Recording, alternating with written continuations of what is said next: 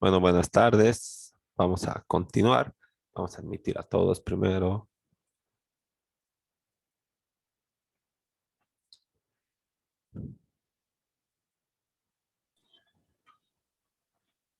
Bueno, buenas tardes. Vamos a continuar con la clase. No se olviden poner, como siempre, su nombre en el chat grupal para efectos de contabilizar la asistencia, ¿no? Como todas las clases. Y bueno, vamos con con lo que nos ocupa, ¿no? Continuar con el tema de la exégesis, del método exegético aplicado al derecho, ¿no? Ya vamos a terminar y vamos a poder plantear también la tarea. Ahora sí, ¿no? Estábamos hablando del exégesis contractual, ¿no? Y estábamos diciendo que no hay otro método de interpretación de los contratos que no sea el método exegético, ¿no? Porque vamos a revisar al efecto un pequeño contratito, ¿no? Que aparte de todo, no es un proyecto, sino que ha sido ya visado, registrado y todo lo demás, ¿no? Entonces, bueno, estos son los sellos de la alcaldía, ¿no? No le tomen en cuenta lo que está a mano ahí al margen de la minuta, solamente el texto que está transcrito en computadora o impreso, ¿no? Entonces, aquí, como pueden ver, los contratos y como van a estudiar mucho más a detalle en el semestre pertinente, ¿verdad? En la materia de derecho civil de contratos y en derecho notarial, ¿no? El contrato tiene una estructura básica, ¿verdad? Las partes intervinientes, los antecedentes, el objeto y la aceptación. Y lo demás es, digamos, añadidura de las especialidades de cada uno de los negocios jurídicos, ¿no? Como por ejemplo el precio, la forma de pago, el interés, la garantía, ¿no? Y las otras cosas, ¿no? Pero en realidad tiene una estructura básica y primero están las partes, ¿verdad? Eh, ¿Cómo no voy a interpretar de manera literal esto, esta cláusula, ¿no? ¿Dónde voy a irme a, a realizar una interpretación? Digamos, ¿qué pasa si el que dice que es vendedor en realidad es la mamá del dueño, ¿no? No se puede, ¿verdad? No puede, no, porque no está su nombre en el registro.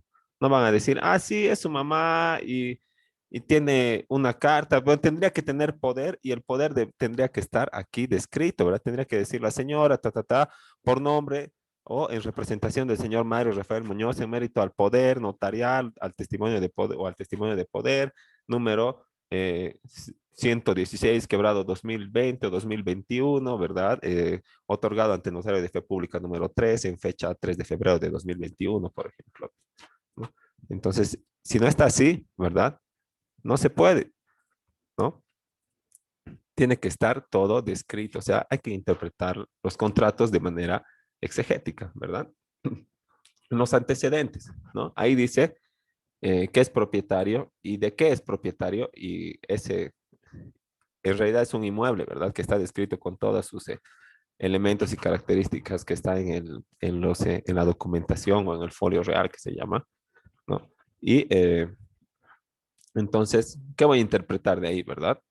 Tengo que comprobar que lo que esté aquí es en realidad lo que está en la documentación pertinente del inmueble, ¿no? En su folio real, en su plano, en su resolución, en su título de propiedad, en su boleta de pago de impuestos, ¿no?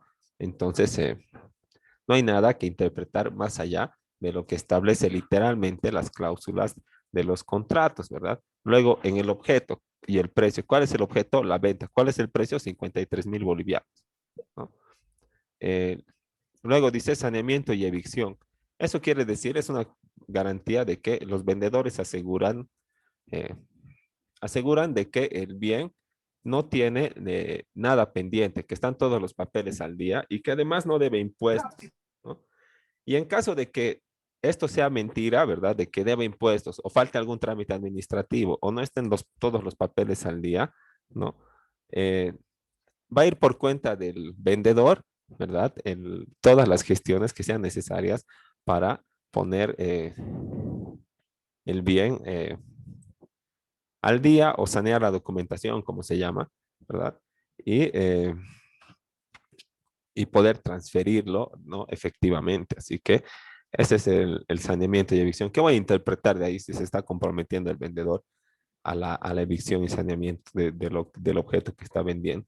Ah, no, era solamente como para, era solamente algo formal que ponen en todos los contratos, pero en realidad parece que no quería hacerse cargo. No, no se puede interpretar nada de esos términos, ¿verdad? Entonces, de eso se trata los contratos, ¿verdad? De negocios jurídicos y hay que intentar hacerlo de la manera más explícita posible cuando ustedes sean abogados y estén realizando contratos, minutas instructivas de poderes, tienen que hacer, tienen que poner todo, aunque parezca redundante, aunque parezca eh, impertinente o ridículo, ¿verdad? Si es que eh, de acuerdo a su razonamiento, piensan que necesita estar ahí, pues necesita estar ahí, ¿no? Nunca les van a observar en las instituciones porque algo esté de más, nunca les van a decir, eh, ¿por qué has puesto esta cláusula de más? ¿No? Si todas las que tiene, si todas las que son necesarias están ahí, ¿verdad? Y no estás agregando ningún elemento que pueda eh, eh, volver el negocio jurídico complicado, confuso, ¿verdad? Si no, no hay nada de eso, entonces le agregas, pues, todo lo que se te ocurra, todos los párrafos, todas las cláusulas, no hay límite de números, ¿no? Puedes poner como he hecho, como les acabo de mostrar y como he hecho yo, ¿verdad? Puedes poner, digamos, en la primera las partes, o puedes poner primera el vendedor, primero el comprador, después los antecedentes. Si quieres le pones esto aquí, esto acá, ¿no? Luego está el objeto y el precio. Puedes separar el objeto, puedes separar tercer el objeto, cuarta el precio, quinta forma de pago, ¿no? Entonces, no hay un, no hay un dogma, no hay una norma para escribir los contratos, ¿verdad? Entonces, pero va a interpretarse de la manera en que está establecida cada una de las cláusulas, ¿no? Se va a extraer el significado del texto literal. Así que eh, tienen que realizar claros sus contratos para que no haya problemas para sus clientes, ¿no? Entonces, eso en cuanto a la exégesis contractual, ¿no? Pero en el derecho, ¿verdad? No solamente existen los contratos, sino que también existen los procesos judiciales mediante los cuales se arreglan los litigios y que más o menos es a lo que nos dedicamos los abogados, ¿verdad? A resolver situaciones jurídicas, ¿no? El, también nos dedicamos a hacer contratos y trámites, pero cuando uno se inscribe a la escuela de derecho, ¿verdad? Y cuando sale también, su idea es ir y defender clientes, ¿verdad? Ganar casos y está bien, ¿verdad? Porque es una parte también del ejercicio profesional. Si quieres, depende de vos, si quieres ser funcionario al final de la carrera y te cae bien, pues serás secretario, auxiliar, juez, ¿no? O tal vez en algún departamento legal de alguna institución, ¿no? Y apuntarás allá y harás tus cursos, tus posgrados y adquirirás experiencia para poder trabajar en uno de esos cargos, o tal vez quieres ser notario, ¿verdad? Que solo los abogados pueden ser notarios, entonces también apuntarás hacia allá, o en su caso, oficial de registro civil, pero tal vez también quieres ser abogado en ejercicio libre, ¿verdad? E ir a defender a capa y espada a cada uno de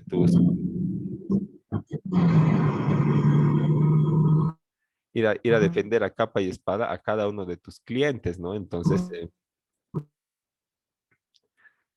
eh, si decides eso, ¿verdad? O decides ser juez, siempre vas a encontrarte con tu interpretación y con la interpretación del juez, ¿verdad? De, de lo que dice la norma y con la interpretación de la contraparte. Entonces, siempre existe una carga argumentativa, ¿verdad? Que tenemos que dar razones y explicar los hechos. Y también existe una carga interpretativa, ¿verdad? Y esta está más que nada en el juez. Nosotros solamente vamos a ofrecer nuestra versión de los hechos y el derecho en el que tendríamos que apoyarnos, ¿no? Y decirle al juez, señor juez, de acuerdo a estos principios, a esta doctrina, a esta jurisprudencia y el derecho expuesto y a los hechos, ¿no? Solicito dicte probada la sentencia, ¿no? Y el otro dirá, solicito señale o resuelva improbada la sentencia y probada las excepciones, ¿verdad? Y ahí chocarán nuestros intereses y resolverá el juez de acuerdo a su interpretación del caso concreto. Y si no estamos de acuerdo, apelaremos, pues, ¿verdad? Para ver si un juez de otra instancia puede cambiar la decisión, ¿no? Y de eso se trata. Así que el juez siempre tiene un papel importante, ¿verdad? El más importante, ¿no? Porque es el que resuelve y el que va a dictar esa sentencia que en realidad es como una norma individual a la que vamos a hacer caso todos los que estemos inmiscuidos en ese proceso. Entonces, el juez puede interpretar desde un punto de vista positivista, desde un punto de vista eh, lógico, desde un punto de vista, digamos, del justnaturalismo, del derecho natural, ¿verdad? Entonces, en esta de la exégesis, el juez también tiene su propio papel, pero se le quita protagonismo, ¿no? Y es más bien, como ya les había mencionado, solamente un parlante de la ley, ¿no? Y ese sería como más o menos el rol principal del juez, ¿no? En cuanto dentro de lo que establece la escuela de la exégesis, ¿no? Entonces, y esto se da porque cuando se dictó el Código Napoleónico, ¿no? Volvemos ahí, los comentaristas del código, o sea, los que estaban a favor del código y los que, de donde se ha originado esta escuela del exégesis en el derecho, ¿no? Señalaban que los jueces, con sus interpretaciones y con sus fallos y sus sentencias, podían traicionar el nuevo régimen, ¿verdad? No aplicar en realidad el, el código civil, ¿no? Al pie de la letra, no aplicar este método literal, ¿no? Con sus interpretaciones contrarias al espíritu del legislador, ¿no? No al espíritu no al ideal de justicia ni nada de eso, sino solo al espíritu, contrario al espíritu del legislador. Entonces, han hecho movimientos y algunas normas se han dictado con lo que ha quedado prohibida la interpretación a cargo de los jueces. Entonces, si no se puede interpretar siendo un juez, ¿qué haces para resolver los casos que no estén normados? ¿No? Si la creatividad y la reconstrucción del derecho no es tarea del Poder Judicial, que solamente tiene que aplicar el derecho de manera monótona y mecánica y no tiene posibilidad para crear, ¿no? Entonces, lo único que hacía era ejecutar una tarea monótona, ¿verdad? Y si, si no encontraba la posibilidad de aplicar el silogismo judicial, que es lo que hemos visto en la anterior parte del tema, si no podía aplicar esa fórmula del silogismo judicial, ¿no? Entonces, ¿qué le quedaba? Le quedaba recurrir al legislador para preguntarle cómo tenía que resolver ese caso el juez, ¿verdad? Entonces, chao, independencia de poderes, porque el, si el juez no va a interpretar la norma y va a pedir que la interpretación al legislador, que es otro poder, ¿verdad? Es el poder legislativo, y va a aplicar esta interpretación, entonces ahí se pierde ya la independencia de poderes, ¿no?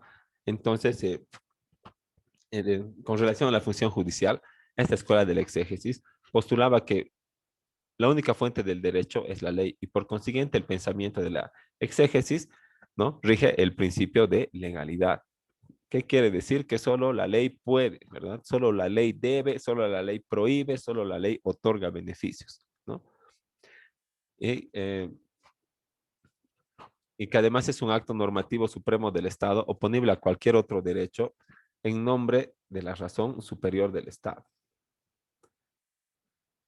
¿no? Entonces, si está en la ley, no puedes decir que está siendo contrario a tu derecho, ¿verdad? Si crees que la ley es injusta, pues que se cambie con otra ley para que se aplique de diferente manera o se resuelva de diferente manera la situación, ¿no? Y como les decía, el poder legislativo es el revisor de los jueces, ¿no? Y al juez le estaba prohibido crear el derecho, ¿no? Y solamente esta tarea estaba reservada para los legisladores, ¿no? Entonces el Poder Judicial tenía una tarea pasiva y reproductora del derecho, ¿verdad? Como les digo, como un autómata, como un parlante para reproducir las palabras que estaban en la ley y que eran de origen del legislador o del poder legislativo, ¿no? Entonces un juez tenía que construir su sentencia, como dice aquí, ¿no? En el sentido exacto de la ley y nunca ir más allá de este marco que establecen las normas del derecho positivo. Pero como el juez nunca puede negarse a fallar de un caso, ¿verdad? Entonces, cuando el juez no encuentre el precepto determinado para poder resolver el caso, va a ir a preguntar al, al órgano legislativo cuál es la interpretación, ¿no? Entonces, ahí vamos viendo que el papel del juez es muy limitado en este método, en esta escuela del exégesis, ¿no? Y además de esta limitación de la interpretación que se le impone al juez, ¿verdad? O sea, esta obligación de que sus resoluciones estén siempre dentro de lo que establece el, el contenido o el sentido exacto de la ley, ¿no? Se le establecen otros dos impedimentos, ¿no? O un impedimento que se llama el refere legislatif, ¿no? Siempre, como es en francés porque en esos 100 años ahí estaba el apogeo de la escuela, ¿no? Y este instituto, ¿no? Tiene dos modalidades, ¿no? Uno facultativo, que dice que los jueces podían remitir sus dudas al legislativo. O sea, encuentra un precepto, digamos que es aplicable, pero eh, entonces no le parece tal vez muy pertinente o en su caso existe otro precepto que también es aplicable, pero que lo resuelve de un caso contrario. ¿Qué voy a hacer? Tengo que remitir la duda al legislativo, ¿no? Y otro es obligatorio, ¿verdad? Cuando en este caso, en el facultativo, existe norma para aplicar, ¿no? Pero no está muy claro cuál se va a aplicar, ¿no? O cómo se va a aplicar. Y cuando este instituto, el refere legislativo, es obligatorio, era cuando existía una laguna en el derecho, entonces no existía norma, ¿verdad? Un agujero, un vacío legal. Entonces, ¿qué tenían que hacer? Tenían que obligatoriamente remitir al Poder Legislativo para solicitar la interpretación. Entonces, como les digo, había eh, un desconocimiento de la independencia de poderes. Y de eso se han quejado también ah, otros juristas, ¿no? Y algunos estudiosos del derecho. ¿Y que han hecho los franceses más vivos, verdad? Han creado una corte que el, pertenecía al poder ejecutivo, pero solo seguía los lineamientos, perdón, al poder judicial, pero seguía los lineamientos del legislativo, ¿verdad? Porque era el único que podía interpretar, ¿no? Pero de nuevo, estábamos en un problema circular otra vez, porque si la Corte no era poder legislativo y solo el poder legislativo puede interpretar y crear la ley, entonces el juez no podía hacerle caso a la Corte, o no debería, ¿no? Y bueno, eso en cuanto al papel del juez en la exégesis, ¿no? Y este problema que representaba la aplicación de este método en la práctica jurídica, ¿no? Y más que nada en Francia, donde es que estaba en auge y en vigencia el método exegético, ¿no? Entonces, este nuevo órgano que les comentaba, ¿no? Tenía facultades para anular las interpretaciones incorrectas de los tribunales, ¿no? Pero tenía también que instruir al tribunal acerca de la interpretación correcta, ¿no? Y como les dije también, los jueces no estaban autorizados o no estaban obligados para aplicar la decisión de la Corte del Tribunal Superior, porque lo único que tenía que hacer era basar su decisión en la ley, en lo que proviene del legislador y no de la Corte, ¿verdad? De revisión. Entonces,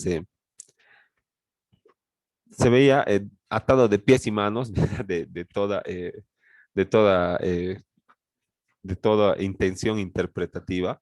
Y lo único que tenía que hacer era reproducir la voluntad del legislador, como una boca inanimada que pronunciaba las palabras de la ley, porque la ley es la voluntad general y por consiguiente no podía ser injusta, ¿no? En eso concluimos cuando estamos hablando del papel del juez dentro de este método de la exégesis, ¿no? Entonces, como les dije y les mencioné al principio, ¿no? Todavía existen en nuestro sistema jurídico o dentro de nuestras normas eh, algunas, algunos artículos o parágrafos que establecen un método de interpretación exegética dentro de nuestro sistema jurídico que deja de lado el positivismo y toda interpretación literal. Por lo menos eso dice la sentencia constitucional, ¿no? Que en razón de la sentencia constitucional supone un tránsito del Estado legal de derecho, o sea, del positivismo, ¿verdad? A lo que al neoconstitucionalismo o constitucionalismo fuerte. Y cuando se alude al constitucionalismo, existe una uniformidad en la doctrina en la afirmación de las siguientes ideas, que el Estado constitucional es un Estado más de la idea del Estado de Derecho, o mejor su culminación. Y está todo aquí, digamos, lo que implica el neoconstitucionalismo, ¿verdad? Que es el Estado legal social democrático donde impera la ley con más atribuciones al órgano ejecutivo, pero manteniendo el principio de legalidad. A diferencia de estos, el Estado constitucional de derecho, dice, ¿no? Se encuentra sometido a la Constitución. Entonces, ¿qué vamos a aplicar? La Constitución por encima de la ley siempre, ¿verdad? Cuando haya una ley que sea contraria a algún derecho o alguna norma que está en la Constitución, entonces tenemos que aplicar la Constitución, ¿no? Pero los positivistas se quejan de que eso crea caos jurídico, ¿no? Ahora, la misma constitución política del Estado, ¿qué nos dice? El Tribunal Constitucional vela por la supremacía de la Constitución, ¿no? En el parágrafo segundo dice, en su función interpretativa, aplicará como criterio de interpretación con preferencia a la voluntad de constituyente, de acuerdo con sus documentos, actas y resoluciones, así como el tenor literal del texto, ¿no? Entonces, ¿qué vamos a aplicar primero? La voluntad, no ve los criterios de interpretación, no ve el método de los principios, todo, pero todavía queda vigente como último recurso el tenor literal del texto, ¿no? Entonces no se elimina del todo esto de la exégesis, ¿verdad?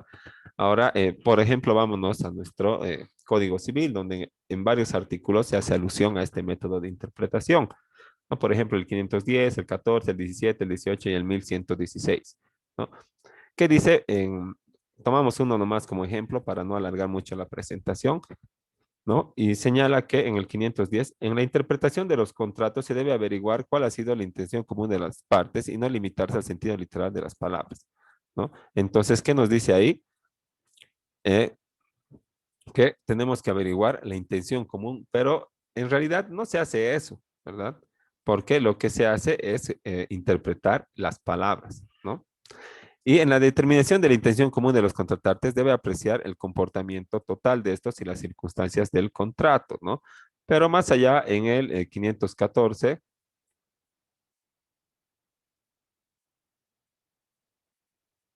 ¿no?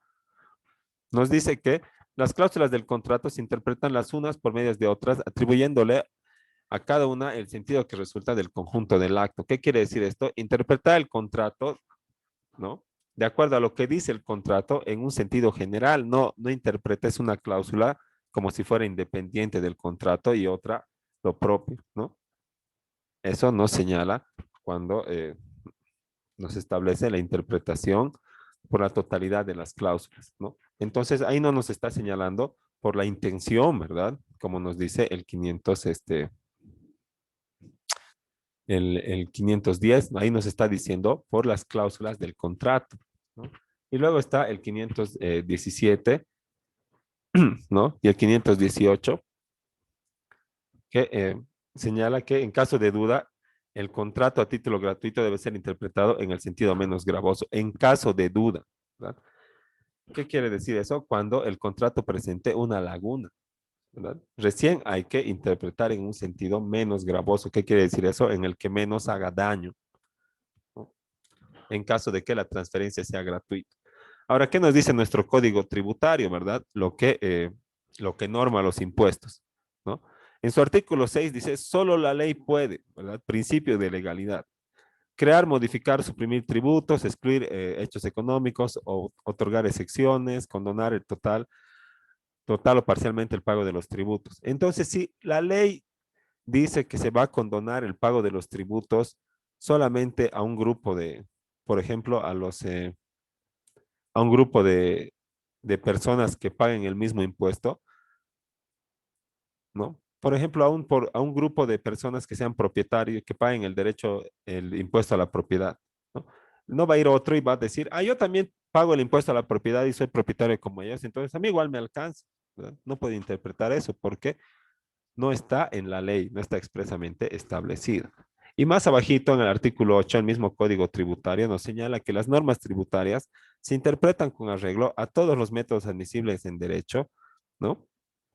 Y en exenciones tributarias de acuerdo al método literal, ¿no? Entonces todavía quedan algunos remanentes de interpretación exegética, ¿no?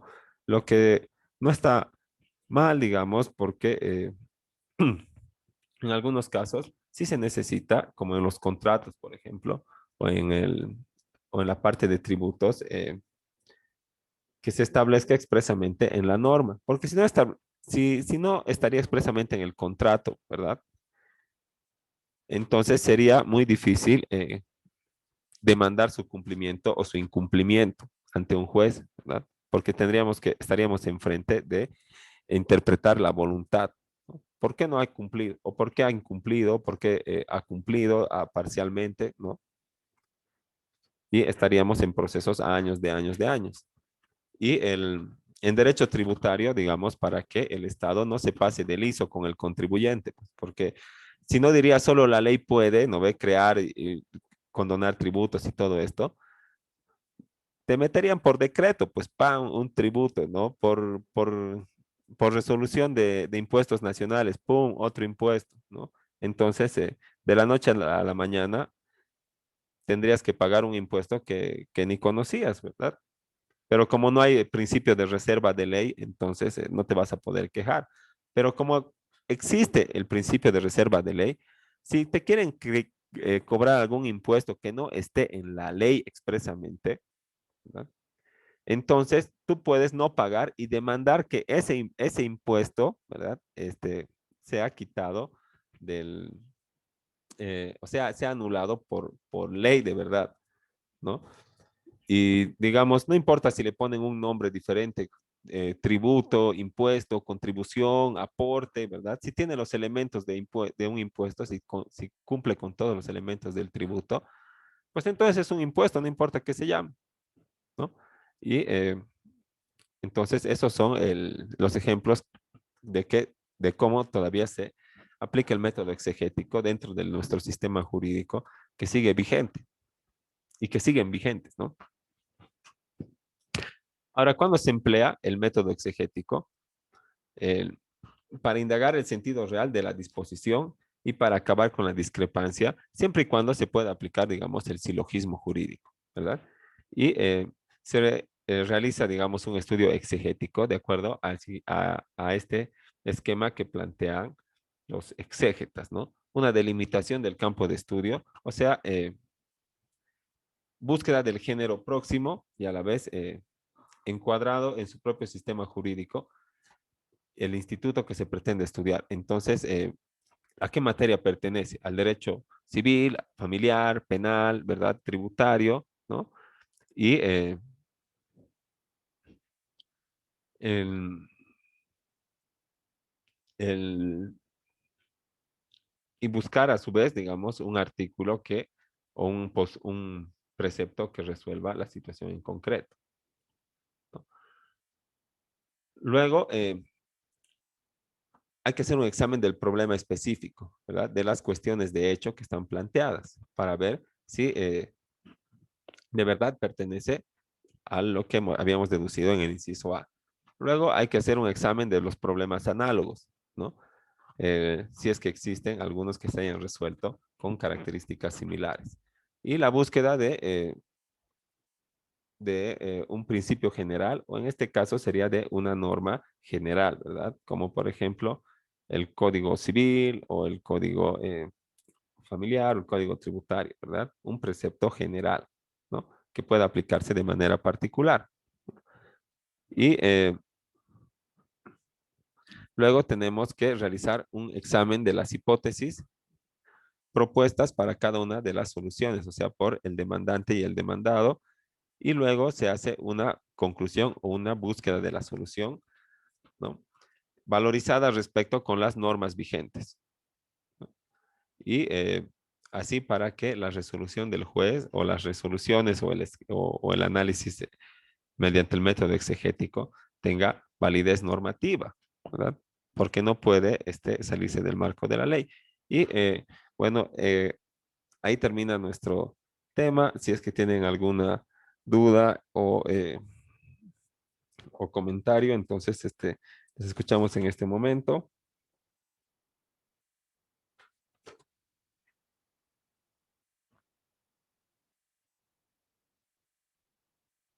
Ah, ¿puedes repetir sobre el esquema de las exigencias? De la exigencia. Ya. Entonces, primero es la delimitación del campo de estudio, ¿no? Una vez presentado el problema, ¿no? Porque las partes solo tienen que presentar el problema, no deberían establecer, digamos, no deberían tener la obligación de establecer qué ley con qué ley se le va a resolver, porque el juez es el conocedor de la ley, ¿verdad? Existe un principio que se llama iura novit curia, ¿no? Solo el juez conoce el derecho, ¿no? Entonces las partes solo exponen y el juez resuelve. No, pero en la práctica sí necesitamos exponer el fundamento de derecho, ¿no? Pero esta delimitación del campo de estudio es la delimitación de la materia, por ejemplo. Primero, a qué materia pertenece, ¿verdad? A la civil, familiar, ¿no? Y de entre esta materia civil, ¿cuáles de las normas que están vigentes es la que se aplica al caso concreto, ¿no? Luego tengo que plantear las cuestiones de hecho del caso concreto o examinarlas para ver si la norma se aplica a cabalidad, ¿no? Luego ver si existen problemas análogos que han sido resueltos también en aplicación a esta misma norma y buscar bueno, luego de eso buscar un precepto o una norma, un artículo que de carácter general pueda tomarse como base para resolver el, el problema planteado. Y luego hay que examinar las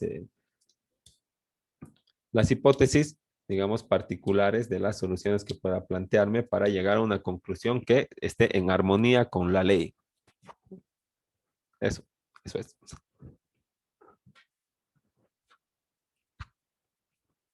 Eh, bueno, si no, si tiene más dudas o tal vez hay que emplear un poco más esto o en su caso no tienen más dudas, ¿no? Vamos a,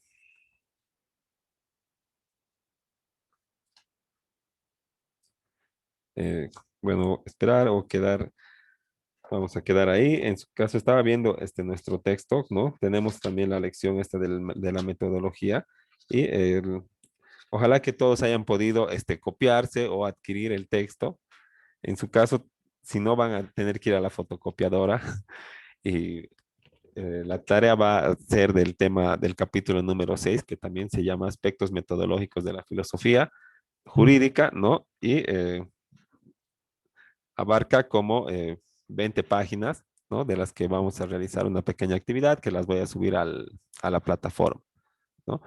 Sigue en fotocopiador el libro, para los que no hayan podido adquirir, para los que hayan adquirido todo bien, ya tienen el material, solamente hay que esperar la orden que la subo entre mañana y pasado, pero con un margen de plazo amplio nomás, como digamos una semana por lo menos, ¿no?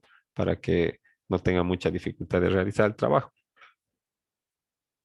Lice, Sí, del libro siempre tenemos que hacer la tarea. sí, esta vez Eh, es del libro. Mira.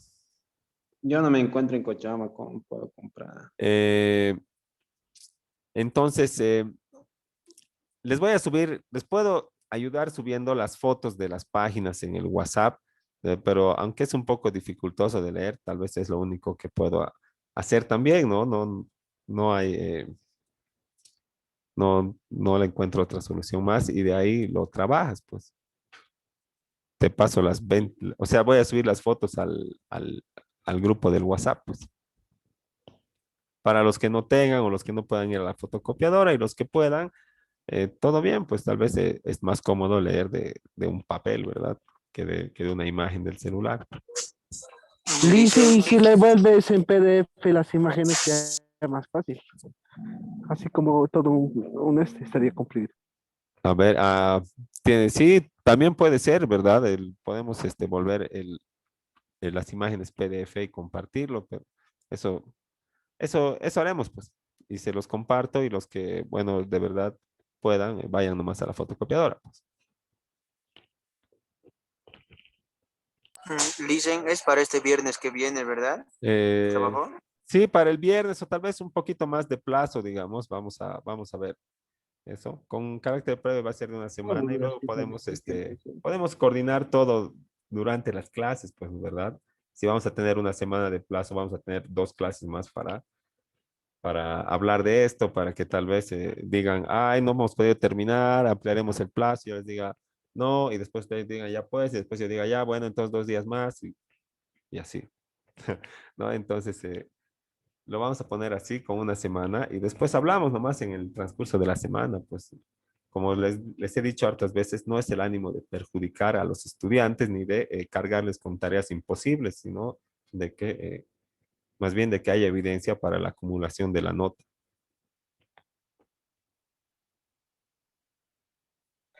Bueno, Liz. Entonces, quedamos ahí y hasta la próxima clase y nos estamos viendo el día martes. Pues, por lo demás, nos comunicamos por WhatsApp y estén atentos a la plataforma. Hasta luego. hasta Está luego, bien, Lice. Cristian, gracias. Hasta luego. Hasta luego.